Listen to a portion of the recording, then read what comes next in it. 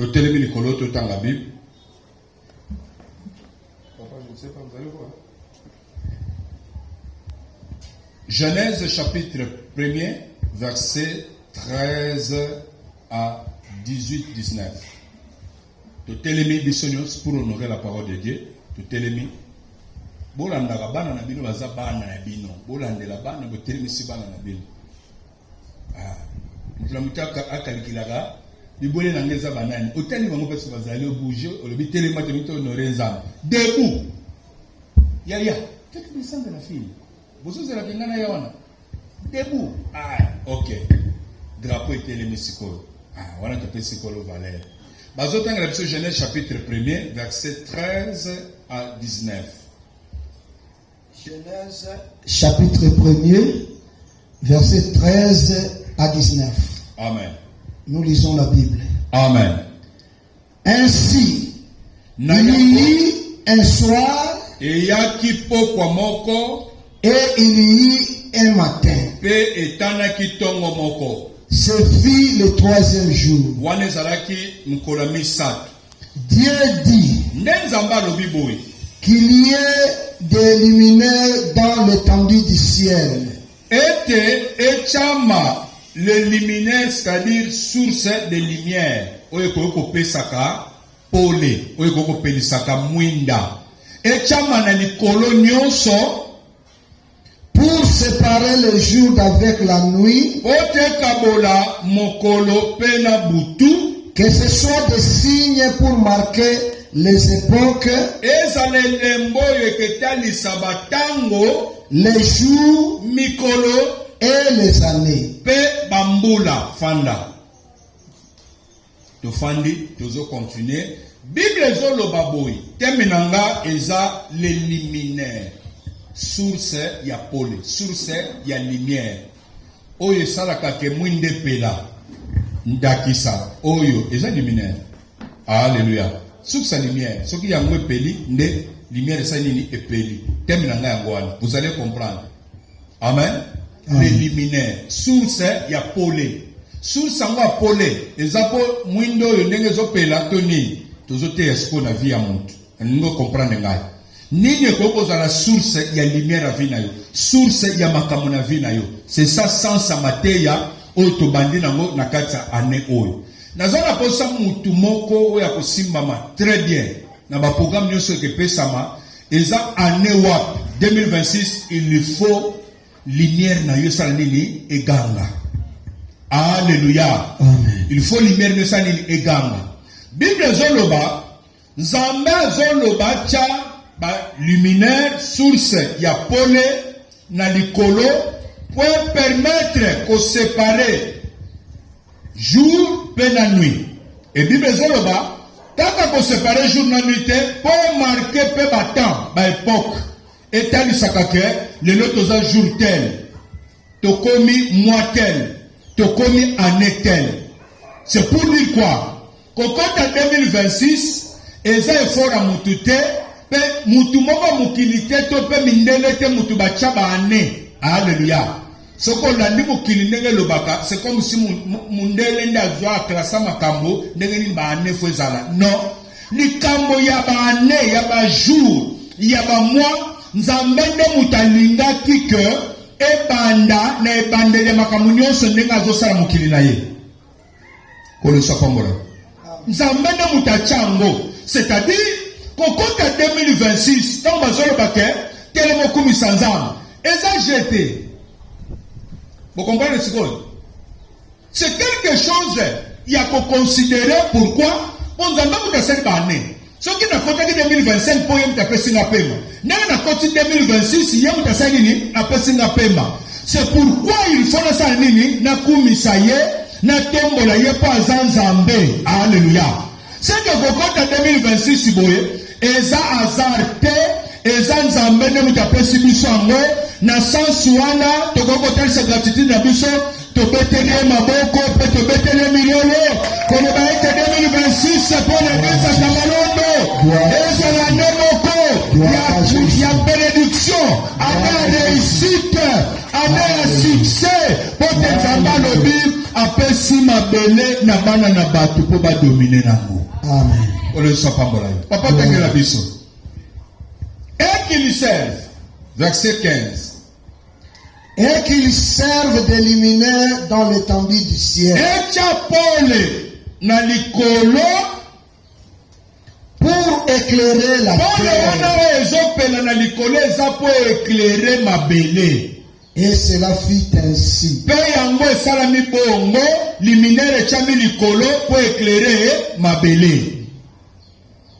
Dieu fit les deux grands luminaires.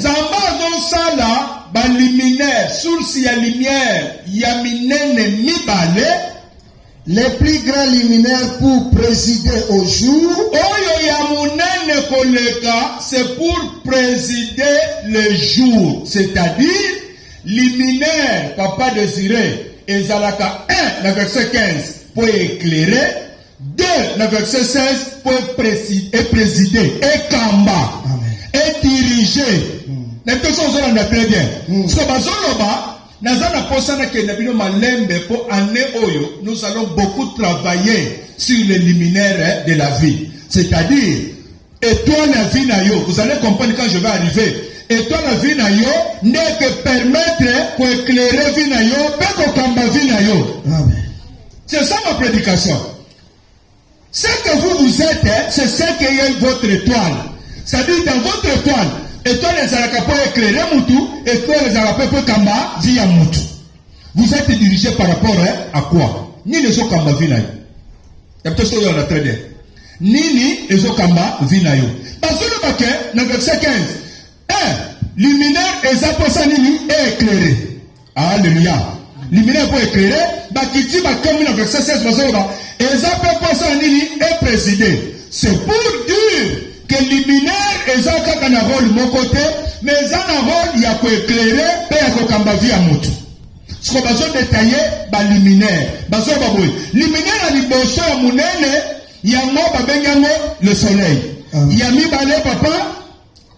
Et le plus petit luminaire pour présider à la nuit.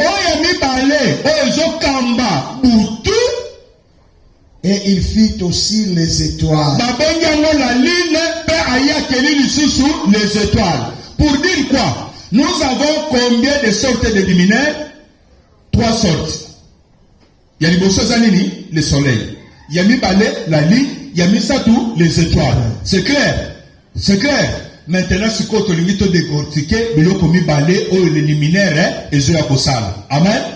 Amen? Alléluia. Les luminaires, ils ont pour éclairer. Quand ils ont éclairer, bachango na etandi na mapata likolo pour éclairer na mabele, éclairer la terre. Alléluia. Éclairer la terre. Et deuxièmement, la ligne aussi, na butu, yango pepela ka moyen malgré moulineza, mais ils ont pela, ils ont fait ça fait quand même moins lumière moko ndeti aba jour. Ça dit ils ont le jour, ils ont na butu, nzamba sali les deux grands luminaires pour éclairer et plus les étoiles. C'est clair. Maintenant, comme les luminaires, il faut éclairer, il faut pas diriger partout. Je commence par la direction. C'est clair? Matthieu chapitre 2. Matthieu chapitre 2.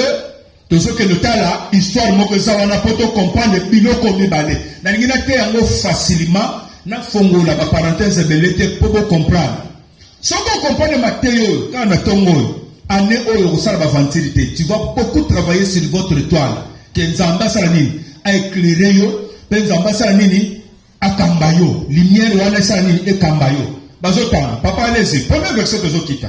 Matthieu chapitre 2, premier verset de Zokita. Matthieu chapitre 2, Tobalina verset 1er. Amen. Jésus étant né à Bethléem en Judée. Yes, on va Bethléem en Judée. Au temps du roi Hérode.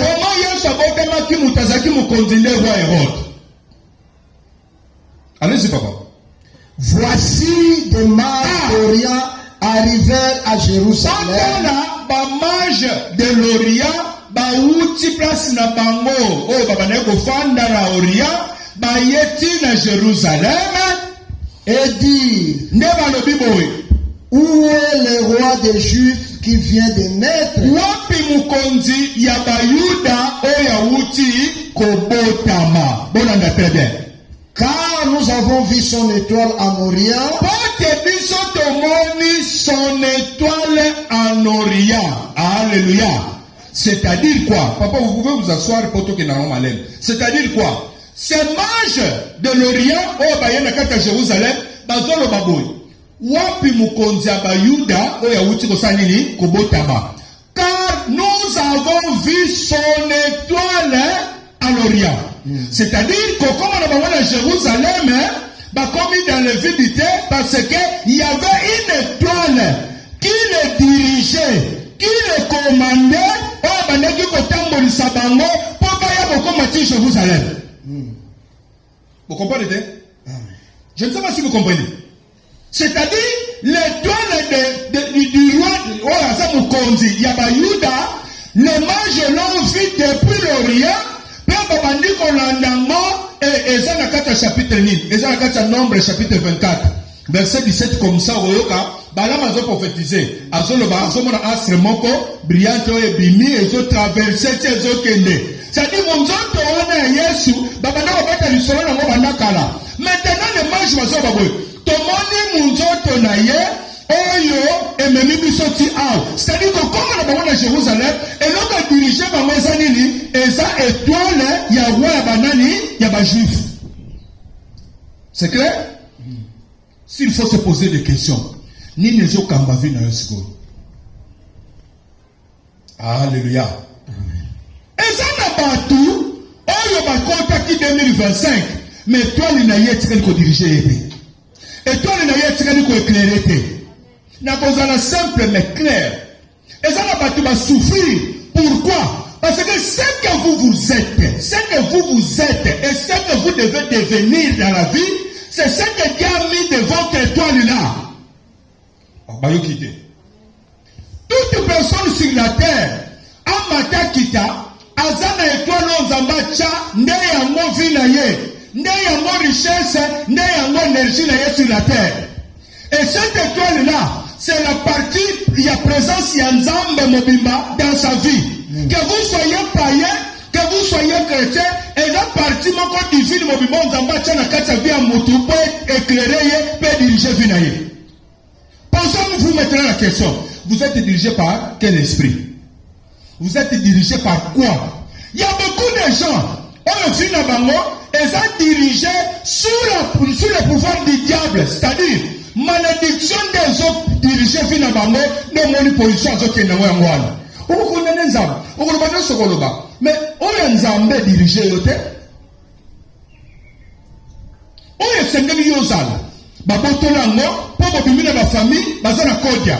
Batinoso babotamaka, automatiquement toi na bawa saini. Baziongo bakangiango, bapesa ngo ba mutu moko, azalaka na mbongo, batinoso ba dépendre na vie ya mutu wana. Mais mutu azo bénéficier na oyo bino sengo za lesanan. Eza mutu wana, ya zo pesa bino ba miette. Vous savez quoi? Au moins ba star nyoso na batinoso ba kiswana. Ba bénéficier kaka na beto na bato. Bazana loko msulite basara. Ndio mwana kabelo elamba mabe, akabelo mbonga mabe, a sacrifier yo, étoile na yo, et comme annexé, et pas naïe, pour soutenir yé. N'importe chose on a très bien. N'importe chose on a très bien. Amen. C'est-à-dire, le manche pour moi comme à Jérusalem. Basaki dirigé par quoi? Par l'étoile, il y a roi, il y a Bayuda. Écoutez-moi maintenant très bien. Quand on va commis, Nakati, il y a Jérusalem. Bazo ça l'erreur grave. Erreur grave c'est quoi? Bazo que le côté pas Munguna. Munguna nani? Hérode. Roi Hérode. Bazo que nous livrer secret nyonso que dans la biso to yebo to moni mukonza bayuda sainini abotame. To juger biso nyonso. Bato yo ba mage baza bato bakanga kabiloka ba astre tout consort. Baza bato mayele, baza ba savant. Bato mayele. Bato mayele. Ndeto banda otera ndaka na bato ya mayele. Na mayele kaka ya bomoto. Bozo ko yebisa moto aza roi ke roi ya bato ya botami. Quoi c'est là? OK. C'est que bonimbo bombisa même roi ngo. Na vite ça bonimbo comprendre. C'est que bonimbo bombisa roi wana. Et pour votre information, au finish et comme on dit que babo maye. Oui ou non? Oui ou non? Oui. Mais voilà ce qui se passe. Quand Quand on va continuer à place à Mabé, l'étoile a disparu. Ah, bon, yo quitté. Lorsque on va continuer à place à Mabé par roi Hérode, l'étoile qui leur dirigeait et ça est disparaître. Et ça n'a pas tout. Étoile c'est là que tant Moussayo au Bungisa Mopo qui la place à Mabé. Si on bima qui ne m'obala qui cite. Si on bima m'obala qui cite, étoile c'est une et bébit et bungit babotolio. Si on faut qu'un zambeza wap. Pas de mêler dans l'église, pas de condamner Zambé, mais yo côté qui place à Mabé. Quand on va continuer place à Mabé, étoile va venir diriger dans notre terre comme ça va monter dans la Jérusalem et reconnaître que Awa place à Mabé, étoile est bon maman gâté sanini et bombi. Regardez, quand on va bimé pas, il y a mon conduit. Étoile est sanini. Et à réapparaître. Ça dit qu'on va l'envoyer dans danger et réapparaître. Cette année 2026, votre étoile doit réapparaître. Ça dit ceux qui vont cette année à Kamalondo, je vais plus travailler sur votre étoile. C'est ça que vous êtes et c'est ça que vous devez devenir. Si on ne travaille pas sur ça, lumière ne va arrêter pour la bâtiment sur l'église. C'est ça la vision que Dieu m'a donnée. On va plus travailler sur ça. Donc on compte ma service, ma retraite.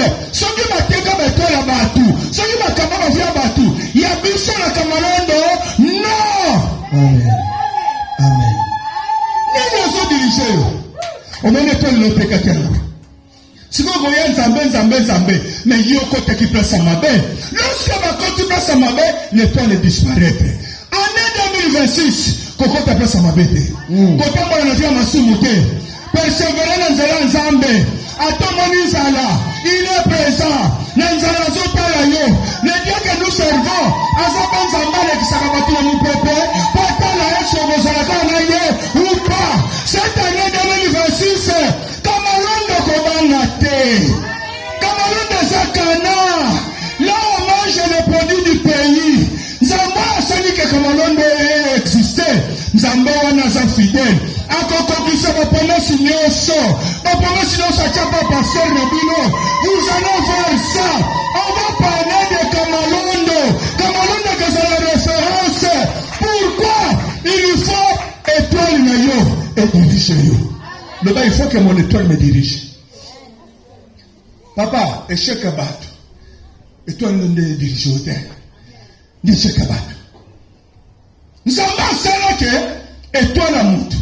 Il faut ça éclairer. Étoile à moto. Il faut cambayo et diriger yo. Ton étoile, ne se diriger yo. Yo se diriger dans la malédiction. On se diriger dans la condamnation. On se diriger dans la puissance à ténèbres. Oye Sengeli, et commissaire, oye Sengeli, aux à ton étoile, et ça ailleurs, vous êtes condamné. Nous sommes tous les bâtiments, le coup de papa, la maman, le bien comme mon conducteur, comme mon professeur, moi, on a détruit, il y a comme qui sengi, pour bas étoile, il y a basare lango. Il y a yo bakosi, na kamalondo bakosi, ma kamalondo n'est pas de janvier, na lobby bakosi, na pouvoir du ministère de ma pessingai, na lobby bakosi. Bakosana la vie à Moutou Awa, terre. Nous allons réussir. Nous avons les luminaires, source à lumière, pour salani, pour éclairer dans ma belée, pour diriger et présider et kamba. Autrement dit, lorsque vous êtes dirigé par votre étoile, vous réussissez. Lorsque vous êtes dirigé, présidé par votre étoile, c'est au moment où vous réussissez. Ce qu'on fait diriger l'étoile, il y a un thème que vous présidez pour le maillot gauche, pour le maillot droite. Ce qui est un thème que vous présidez, c'est que vous tapez à côté. Au long côté destiné. Moi, je peux trouver vie et sengeli exalté. Posez-vous encore la question. Ni les autres dirigeants. Est-ce que ça, étoile nanga, étoile nanga te? Nazo sur sa matière. 1 Corinthiens chapitre 15. Dans un bien lumière, nanini, nakokamba. N'est-ce pas? C'est-à-dire, le luminaire et tout ça, nous salawana. 1 Corinthiens chapitre 15, verset 41. Quelle dit la parole de Dieu? 1 Corinthiens chapitre 15, verset 41. La Bible nous dit ceci. Amen. Autre est l'éclat du soleil. Moussos Mususu ezali lumière lokola moi. Autre l'éclat de la lune. Mususu epesaka lokola butu la lune.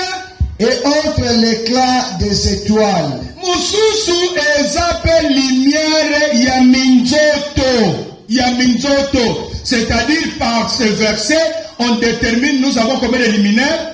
Trois luminaires.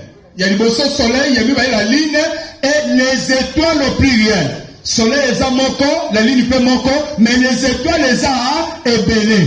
Les étoiles comme on a quand même plus, ce qui te sont à Boutou, n'est et mon anakawan. Il y a moins esco ebele. Mais la lune, eux, j'ai présidé Boutou, eza moko, et le soleil aussi, eza moko. Ce qu'on va dire là-bas, na minzoto pe lisusu, lo lenge moko. Tanga pas possible ce verset. Même une étoile diffère l'éclat d'une autre étoile. Qu'est-ce qu'on va dire là-bas? Même une étoile se diffère d'une autre étoile. C'est-à-dire quoi? Étoile oyo. Ndenge tomona ko likolo. Ndenge bomona ka étoile likolo wana. Nyonso eza ndenge moko te. Ndenge moko te na onini par rapport à éclat. C'est-à-dire étoile eza un éclat nango. Na loba étoile eza un éclat nango. Étoile eza un éclat nango. Nyonso ko kozala ndenge moko te. Nyonso ko kozala ndenge moko te. Nzambe de mutazoba. Étoile se diffère na éclat. Le comme ça qu'on se diffère na éclat. Est-ce que ngande mutu na plaçango? Le comme ngate mu na plaçango, la Bible nous démontre maintenant ceci. Genèse chapitre 37. Verset 1er aux autres qui tabanaka na verset 5. Bible sur le baboy. Papa moko aboti bana na ye 12. Mwana moko azolota. Genèse 37 verset 5. Tozo kita. Joseph eut un songe. Joseph azolota ndoto. Et il raconta à ses frères Azoya yebisi bandeko na ye qui le haïssent encore davantage. Il leur dit, écoutez donc ce songe que j'ai eu. Nous étions alliés des gerbes au milieu des champs. Et voici ma gerbe se leva et se tint debout. Tout droit. Et vos gerbes l'entourèrent et se prosternèrent devant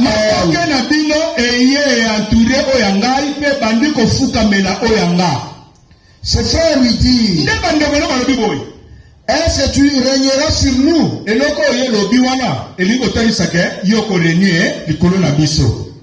Est-ce que tu nous gouverneras? Et il haïssent à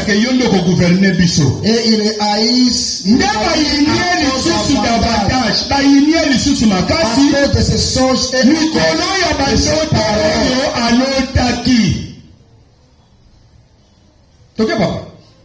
Il y eut encore un autre songe. Et il raconta à ses frères. Il dit, j'ai eu encore un songe. Et voici le soleil, la lune et les 11 étoiles se prosternaient devant moi. Voici le soleil, la lune et les 11 étoiles se prosternaient devant moi. Nous avons combien de luminaires? 3 luminaires. C'est ça, non? Nous avons le plus grand luminaire, le soleil. Deuxième, le plus petit, la lune. Troisième, les étoiles. Les étoiles au pluriel. C'est ça, non? Oui. Moi, na papa Jacob, azolota noto na ye, azomona ni, azomona, j'ai rêvé le soleil, la lune et les 11 étoiles faisaient quoi? Se prosterner devant moi. Si les 11 étoiles sont ses frères, lui-même il est qui alors? Une étoile. Une étoile et 12e étoile. Lui-même c'est une étoile et il est 12e étoile. Alléluia. Amen. Alléluia. Amen. Lui-même est une étoile et malgré que sa étoile, Naza étoile le corps la batunio sorte. Je voulais dire à quelqu'un, 2026, Kamalondo 2026, Kamalondo c'est une étoile. Et étoile le corps la batunio sorte. bazoloba moko eza éclat ya soleil, moko eza éclat ya la lune. N'est-ce pas ça très bien? C'est pour dire quoi? Comme les étoiles se diffèrent, je suis venu te dire, Cameroun descend le corps de l'église n'y a sauté. Aboyo quitté. N'a pas dit l'église. Cameroun descend le corps de l'église n'y a sauté. Cameroun est une étoile qui a traversé Amati avion, qui est qui na kati ya Katanga, pour nous kesa musala nzambe, ezandenge ba romage, ba salakini, ba déplacer qui va dans l'étoile presse ezaleli. Et Cameroun s'est déplacé de Kinshasa pour arriver ici, ailleurs au Pambate, pour cette étoile le corps étoile à bâtiment sauté, na tique église, na Yesu Konga Mokokasi. Non, mon votre pasteur, naza étoile le corps étoile à bâtiment sauté. Pour Bible même les étoiles c'est différent des autres étoiles. C'est-à-dire quoi? Étoile n'a mieux qu'on va faire le pasteur n'y a sauté. Et ça n'a pas étoile, ça comme éclair soleil, et ça n'a pas étoile, ça éclair comme il y a la lune. Et Bible va plus loin. Et ça le bateau va prêcher qui partout, va prier comme les étoiles, n'a pas arrêté pas ensemble. C'est pour dire quoi? Mon côté, la vie dépend de vos étoiles, mais on détermine comme ça. Cet enfant, le soleil, la lune et les 11 étoiles, vont se positionner devant nous. Papa n'a pas mis mon donc tu veux dire que non, papa soleil, ta maman la lune et les 11 étoiles, je voulais dire à quelqu'un, attends, mis combien la famille, mais toi, il ne que ça. Bissono, c'est pour la sirène, Bissono, c'est pour la quadope, Bissono, c'est pour la ménacente, et toi, il est pour les hommes, lorsque cette année, pour l'église de Cameroun, on va plus travailler sur ton étoile, parce que l'étoile de quelqu'un a comme objectif de l'éclairer et de le diriger. Cette année, étoile de Kambayo, étoile de Kambinga Tina Katanga. Je suis dans la direction. Le corps est dans la direction, je ne vais pas échouer. Tu ne vas pas échouer. Pourquoi? Pour couper le mouton étoile et diriger. Le corps étoile n'est pas dirigé. Et comme si la awa, tu n'as pas besoin, vous allez diriger dans le bon port. Accompagne ma cambote. Vous accompagnez ma cambote. Bazo di sa Joseph, ni yango. Pendotoni, nous t'avons pas mêlé ça, papa. Je voulais dire ce matin. Et ça n'a pas tout étoile na bango bagangelango depuis akobota manaye. Quand la tanga botami, batalié. Bazo sur Jacob, babi yo. Olinga ke boto la place mwana liboso. Yo comme le faisait Jacob. Muto akozwa kaka na nenga kobotola, na nenga makasi, na nenga koyiba. Bazi ba pamela étoile naye. Mais que nous kotala étoile ni nzamba soloba ya ko dominer ya ko zala likolo ndeko na ye mais malgré nyonso yo nzamba tchepo na étoile wana mokili les yeux pameli yango et le but to condamner yango. Je vais te dire une chose, ata ba condamner ki yo musala ya néron et ça peut fongola yo ah nzambe na ba so comprendre te soki ba teka ba étoile ba tout papa la biso ba travailler ki na ba konzi papa la biso ba salela ki ba tout na mokili ne ba teka vi na biso cette année la CSVH Kamalondo et que travaille plus sur ton étoile soki ba donne étoile na yo moi je serai là pour la collaborer fumama étoile na yo fumama on soit direction Sengali et puis éclairé et puis bien sûr lorsque le petit a lobby papa zokangela nini ko banduko nini boy balingi ba etufango bake plus loin bateki nyonso ka balobi bongo totala soki o nyonso ya lotaka soki lokokisama ndenge nini bokoki kosala nyonso bolingi Bible soloba étoile mususu c'est différent d'autres étoiles soki nzambe mutacheke étoile nanga domine étoile nanga sala étoile moko dominante ndeti ya Joseph ezala na différence par rapport à ndeko na ye yanga mabe nanga eza wapi mabe nanga eza wapi soki batudio va neutraliser l'étoile na bango. Je te promets, on va travailler sur ça. C'est ça l'église. Nous allons travailler sur ça. Ceux qui vont prendre l'étoile, ceux qui vont étouffer, qui vont kangaki en haut, nous on va travailler sur ça. Et vous serez délivrés. Zamba ko fongola yo, zamba ko fongola pas personne direction. Et à part direction, il faut que Claire étoile les animes et éclairer finalement. Je vais te dire une chose. L'éclairage de l'étoile de Joseph était comment? Il faut gouverner. Il faut dominer le Batu. Lorsqu'il domine, étoile des éclairés non yemoko comme nous compte. Aboyokite. Étoile il faut s'aligner éclairer. Dans zone suko une étoile pendant tinama pata. Lorsque vous voyagez dans l'espace, au comité place étoile les années. Au supportant. Pourquoi supporter? Éclat nango desara makas. Oui ou non? C'est-à-dire l'éclat, il y a étoile à motu et bandagana ko éclairer yemoko. Oui ou non? Oui ou non? Avant et comme on a mabélé, dans les autres pela, et pela non et peli pas na yemoko. Avant de faire sa force na ye, azotindika, c'est les autres qui te mabélé. Cette année, étoile na yo eko éclairer yo. Na zone étoile na yo na sani eko éclairer yo. Yo zone loko yo lukate. Nzambende mutasara kiango. Je voulais promettre quelqu'un. Peut-être tu peux te poser des questions. Bon, si nous sommes quand même le but que tu retournes ma casse pour bonga. Ce qui famille va bonga te pour bakabe étoile na bango. Étoile na yo biso to travailler en et ça éclat nzamba bongisa et à partir éclat na yo on va faire la différence na bango tu vas être prisonnier. C'est pour te dire lumière na yo il faut bande pas na yo le kona que éclairer na mabele le kona il faut gouverner ma parole na ye lobi Joseph abokoli Jacob abokoli bande kona ye a sali que va vivre dans sa pouvoir na ye. Pourquoi? Parce que lumière na ye éclairer tu pas battu matin sili tellement de colons matin sili on est dans le bassin tellement de colons matin sili tellement de colons nazana posta to yebi sanzambe maloba to sala na ye une alliance zela na yebi to sosola na ngabe na yebi to sosola na ngabe j'ai besoin que to yebi sanzambe maloba moko boy pe to sala na ye une alliance. Cette alliance-là, ezani, nzambe nga na présence nous, nga na musala na. Qui dit présence na nzambe, ça dit aza Seigneur a dominé le corona na. OK? Na katsa musala na ye, nzambe yepe amoni sama na vie na nga na étoile na ngai. Est-ce qu'on peut prier?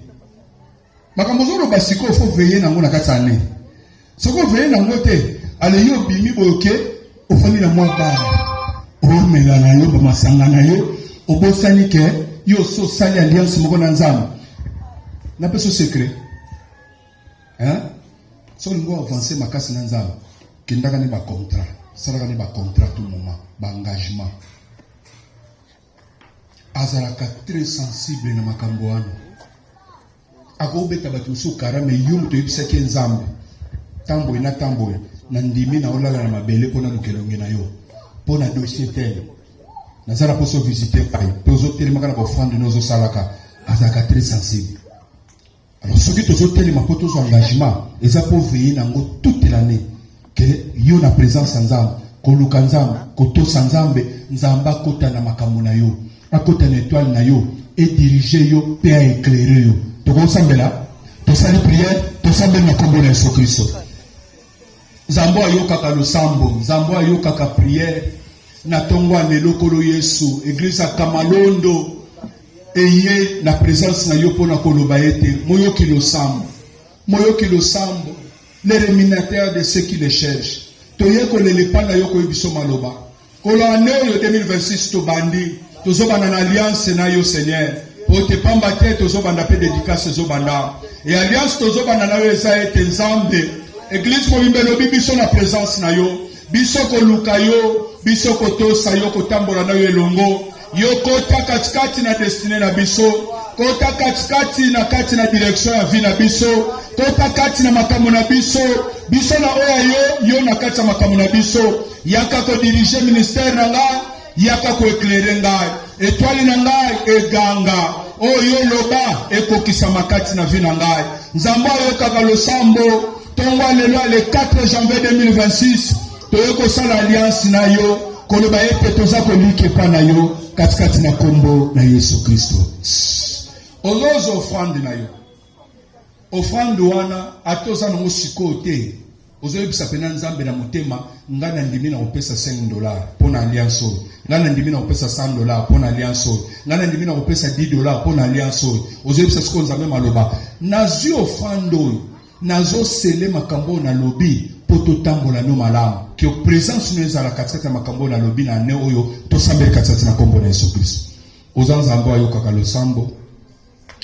To simbi offrande na biso pona alliance oyo ya koloba ete to ndimi to tambola no cette année. To ninye ete kolo so Kristo dirige biso pe kolo éclairer vina biso. Laisse que cette offrande tozo sele katikati na tongwa lelo kolo so Kristo etelemisa hôtel oyo que ça que chaque fois en abisso, chaque fois répondre biso katikati na année 2026. Kotika biso te présence le moli samakati na biso katikati na kombo na Yesu Kristo.